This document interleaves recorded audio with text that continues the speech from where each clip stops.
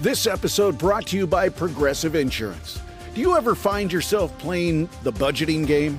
Shifting a little money here, a little there, and hoping it all works out? Well, with the Name Your Price tool from Progressive, you can get a better budgeter and potentially lower your insurance bill too. You tell Progressive what you want to pay for car insurance, and they'll help find you options within your budget. Try it today at Progressive.com. Progressive Casualty Insurance Company and Affiliates. Price and coverage match limited by state law. Not available in all states. Right now, Celebrity Sleaze with Fram. Coffee Mate has announced her first ever Super Bowl ad featuring Shania Twain. She confirmed the news on her socials along with a full song. She actually wrote a full song that she wrote and performed, giving her personal take on the fun feelings that people get from drinking Coffee Mate. I don't know if I get fun feelings, but glad she wrote a song. Several companies have confirmed their participation, returning, of course, Anheuser-Busch. They always have some of the best, don't you think?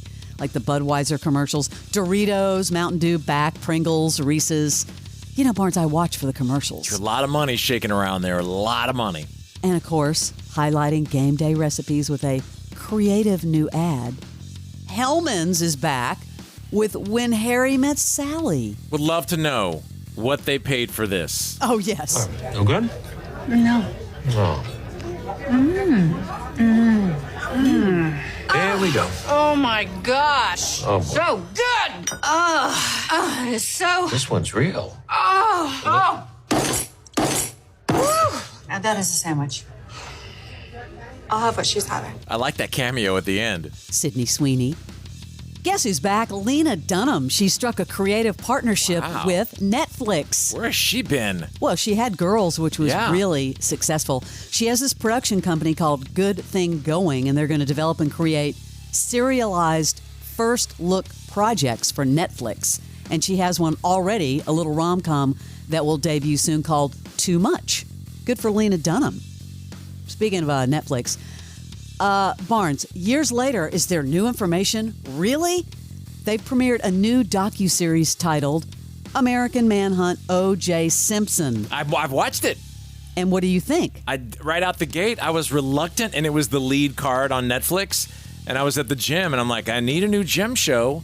And it has a ton of new information that, I mean, How is this possible? Stuff that, and they have the people.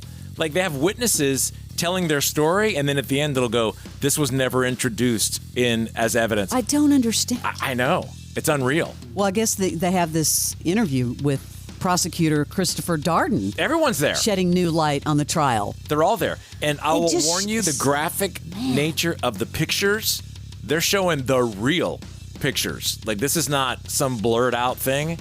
It's like, whoa. I was like, that they're coming with it on that thing. I'm always fascinated how these things keep coming back, and then all of a sudden there's new information. Tons of it.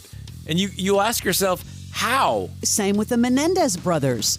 Why wasn't some of that stuff released in the first trial? Yeah, I thought it was good. It's well shot, and all the key players that are still alive are in it. Unbelievable. I'm sure OJ would have gotten in it if he could have. Of course he would have. Yeah. One more Netflix story for you. They've greenlit a new TV adaptation of Little House on the Prairie. What? Of course, from the beloved book series written by Laura Ingalls Wilder. God, the original one was 1974 to 1983. We go, Netflix. Let's just regurgitate everything. This is a whole new concept, or they're just redoing it? It's a reboot. So they're going to pick up where they're all like 75 now? What? I don't know what reboot means. I have no idea. I know you're in for this. You are so in. Survivor Season 48. It looks good. Yeah, I guess they just unveiled 18 hopefuls ready to battle it out for $1 million. This season is once again set against the stunning backdrop of Fiji. Have you ever been there? No, I could never do that game in a million years. When you look at the cast now, they've kind of gotten away. I thought the last couple of years the casting has been kind of meh, and now they have a really big group of smart people. When you read their bios of what they do for a living, like, surgeons and Here, I've got the list. A fire captain. Yeah. A substance abuse counselor. They said a music executive. I'd like to see who that is. Yeah, I saw it. A stunt performer and a pizzeria manager. There's some like big-time attorneys and surgeons and things like that. It's a very interesting cast and looks like it might be a good season. Are you a fan of Mr. Beast? I mean, a fan of. I don't know why I would be a fan of him. I acknowledge that he's completely crushing it in social media. Yeah, Mr. YouTuber, Mr. Beast, taking his fan engagement. Now he's got this big collab with Resorts World Vegas for a themed Mr. Beast experience. This is going to be April the 13th through the 15th, giving fans an immersive and gamified experience. Are you ready for this? The 3-day package offered by Resorts World includes a mystery bag filled with surprises like Mr. Beast merchandise and a $10,000 gift voucher. I don't know if I need Mr. Beast merch yet. Haven't gotten to that. But you should watch on Prime the Beast games. It's pretty unbelievable. You told me about that. Yeah. What he's done. I've never seen a production that intricate with that much going on. Like hundreds of cameras all at one time and all these people. And then there's a bunch of articles out there about the conditions that these contestants were in to film this and a lot of apparently lawsuit talk. It's an interesting watch what they've done. I'll give him that. He's very innovative. Of course, Fire Aid was just held in L.A., of course, for helping all of the victims from the latest tragedies with the L.A. fires. I mean, every band in existence played. Unfortunately, Dave Matthews had to leave due to a family illness. Doesn't say, but he was supposed to play alongside John Mayer, so I don't know what happened, but we wish him well. Yeah, he just announced his gig, his annual, it seems like, June 25th at Amerisbank Amphitheater in Alpharetta. Yeah, I hope everything's okay. Same. Josh Brolin went on the Great Creators podcast with Guy Raz, talking about how he's always bringing his A game to everything he's done. Bad actors can have great careers, and great actors can have no careers.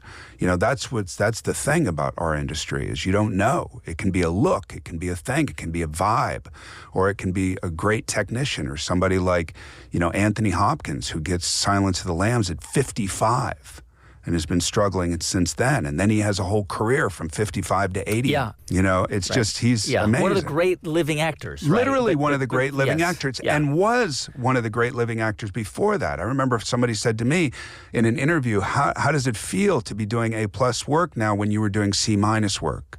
And I was like, F you, man. Who said I was doing C- work?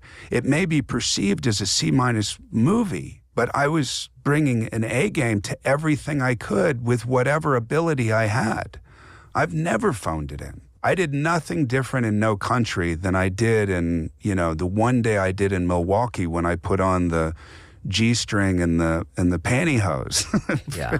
And that's true, by the way. We still have an APB out on Mr. Josh Brolin. Yeah, if anybody in my neighborhood knows Josh, we would love to welcome him to the Morning X. Speaking of great actors, Willem Dafoe did that Man on the Street. There's a TikToker named Haikon, and he goes around New York asking people, what do you do for a living? Well, in this video, he caught up with Willem Dafoe, who stops by for a moment. And I don't think this was a bit. I think this actually happened as is. He's not the type of dude I don't think that would make this a bit. It was too out of nowhere. Exactly. What do you do for a living? I'm an actor. Really? What's your name? Do you mind sharing? Yeah, Willem. Got you. What do you love about your job? What? What do you like about your job? It's always different. Nothing's ever the same. No day's the same. Yeah. Got you. For someone who's getting into your career, what advice can you tell them? I don't give advice. You don't give advice? No, everybody's got to find their own way. That's true. Just enjoy.